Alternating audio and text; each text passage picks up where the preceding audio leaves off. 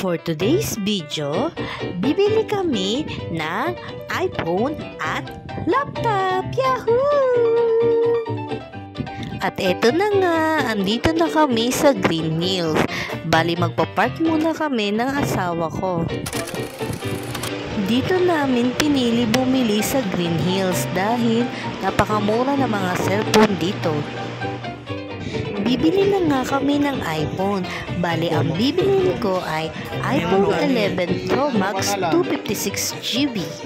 At dito na rin kami bibili ng laptop. Gusto mo? Magkano? 30. Pinapapili na nga kami kung ano ang gusto naming iPhone or kulay na iPhone. Habang ang asawa ko ay chine-check ang cellphone kung okay at kung maganda ang cellphone at camera. Ang napili naming iPhone ay kulay rose gold. At eto, dumating na nga ang laptop na bibilhin din namin. Ano siya? Mas malaki yung storage. Ine-explain sa amin ang pinagkaiba ng dalawang laptop na ino-offer sa amin. Bali, ang pinagkaiba lang ay mas malaki ang storage ng isa.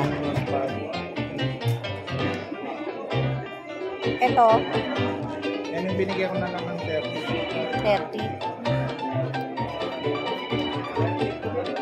So, ang pinili namin ay yung worth 30,000. I-upgrade na lang namin kapag gusto namin taasan ng storage.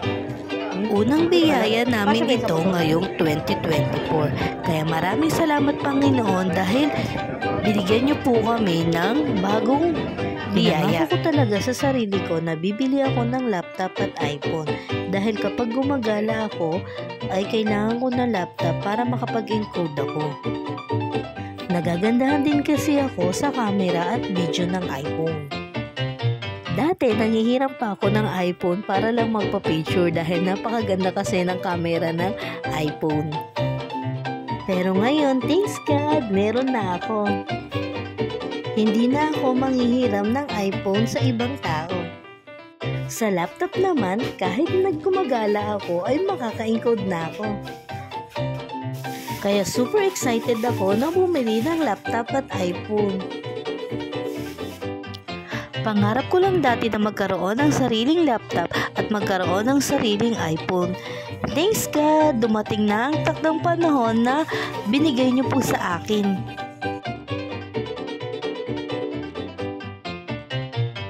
Ito ang bibili namin na laptop, brand new, Acer. Ayan. So, kailangan ko bumili nito para makapag-encode ako kahit kumaalis ako. Ano previous na? At eto, nagbayad na nga kami. So, sinusulat ni Kuya ang warranty ng cellphone at laptop dyan sa resibo. Bali, ang binayad namin ay bank transfer, GCash and Paymaya. Binilhan ko din ng cellphone ang aking dalawang anak at ang kapatid ng aking asawa. At syempre, hindi rin mawawala ng aking mahal na asawa. Bibilan ko din siya ng bagong cellphone dahil ang kanyang cellphone ay nagahang na. At eto, nakapili na nga ang aking asawa. Ang pinili niya ay Infinix. Ang unit ay Infinix Note 30. So, ayan ang aking asawa. Siya naman ang bibawan ko ng cellphone.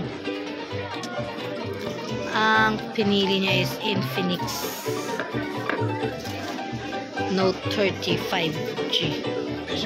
Yan, color black ang napili niya. Happy yan. May bago na naman siya cellphone, no? Sana all. iPhone namin. Anong iPhone na akin yung iPhone, syempre. Ayan, yung cellphone ng aking asawa. Sana all. Sana all. Sunod lang, ah.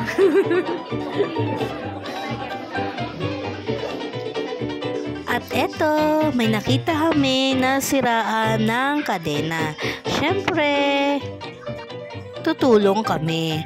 Bale, ito ang unang tulong namin ngayon sa kapwa ngayong 2024. Nakita kasi namin si kuya na naglalakad at tinutulak ang kanyang motor. Kaya ang ginawa ng aking asawa ay sinabi niya na itutulak na lang namin siya papuntang pagawaan. Medyo malayo pa kasi ang paggawaan ng motor, kaya ang ginawa ng aking asawa para mapabilis siya at makarating sa paggawaan ay tinulak na lang ng aking asawa. Saludo din ako sa mahal kong asawa, matulungin sa mga kapwa niya rider.